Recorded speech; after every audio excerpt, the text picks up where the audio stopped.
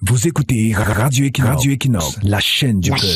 La chaîne du peuple. Bonjour. Des dizaines de jeunes ont été froidement abattus alors qu'ils protestaient contre la falsification des procès-verbaux de l'élection présidentielle du 12 octobre. D'autres ont été torturés et certains croupissent aujourd'hui en prison dans des conditions profondément inhumaines. Le discours des autorités administratives qui n'ont jamais perdu un enfant dans de telles conditions tragiques a consisté à affirmer qu'il s'agissait de casseurs ou de groggy. Cependant, nous qui suivons assidûment l'activité politique dans notre pays pouvons affirmer que de telles assertions relèvent d'un pur manque d'humanité, voire d'une méchanceté humaine pure et simple.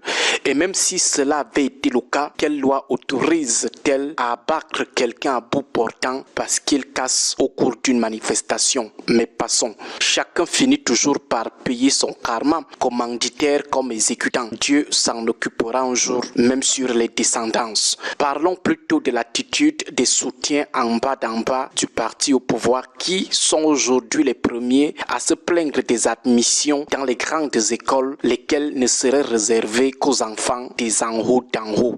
Lorsque les jeunes manifestants étaient abattus, ces mêmes fils de pauvres qui déplorent aujourd'hui que la moto et la débrouillardise soient leur seul horizon, tandis que les grandes écoles sont l'apanage des enfants des élites, étaient les premiers à encourager les forces de l'ordre à tuer encore et encore. Ils demandaient qui les a envoyés au départ. D'autres prenaient leurs frères du quartier pour les livrer à la torture et à l'emprisonnement. Ce sont ces mêmes jeunes qui déplorent aujourd'hui l'injustice sociale lors des admissions dans les grandes écoles.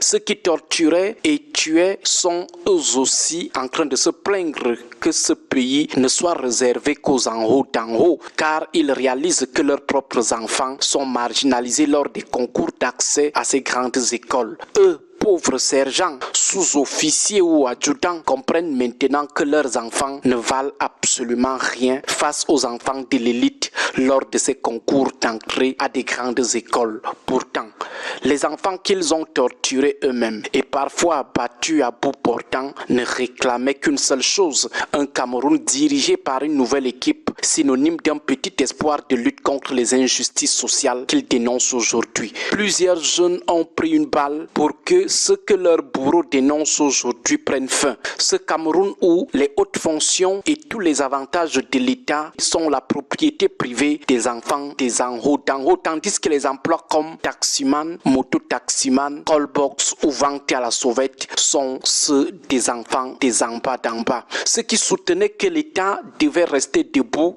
ovationnant ceux qui torturaient ou tuaient, sont aujourd'hui en pleurs parce que le Cameroun est effectivement le restaurant privé des élites. Comme l'artiste Bikuti Manga Luki le dit dans l'une de ses chansons, l'homme ne fait pas l'homme, l'homme fait lui-même. En souhaitant l'exécution, la torture et l'emprisonnement des jeunes qui exprimaient juste leur ras-le-bol dans la rue, vous ne pensiez visiblement pas que l'élection passerait et que la dure réalité de l'injustice sociale allait vous rattraper. Peut-être comprendrez-vous qu'en politique, on ne s'engage pas pour un homme, ni même pour un parti politique ou pour une ethnie, mais pour une cause, une raison personnelle qui vous tient profondément à cœur. Célébrez l'exécution d'autres jeunes comme vous, célébrez l'exécution d'enfants comparables aux vôtres, simplement parce que ces jeunes disent stop à un régime qui vous fait subir ou fait subir à vos enfants les mêmes injustices. Cela relève d'une attitude de vendu ou d'envoûté. Il faut être habité par une méchanceté extrême ou par un tribalisme digne d'un génocidaire. Bref, personne ne sera épargné par la privatisation des hautes fonctions publiques par les en haut d'en haut et leurs enfants. Pour nous autres, en bas d'en bas, nous finirons tous, on précise bien tous, petits débrouillards, chauffeurs de moto-taxi, vigiles, jeunes élèves gardiens de la paix ou sergents. Nos enfants finiront tous derrière les comptoirs de poissons fumés, petits vendeurs ambulants ou manutentionnaires sur des chantiers, diplôme en poche, l'État restera debout, l'ogre régnera. Allez faire ça chez vous, n'est-ce pas? C'est ce que vous criez lorsque l'on tuait, torturait et emprisonnait les jeunes qui dénonçaient l'injustice dans la rue. Nous allons tous subir, sans exception. Revenons à la question de la privatisation des hauts postes de la République par ceux qui sont au pouvoir au profit de leurs seuls enfants.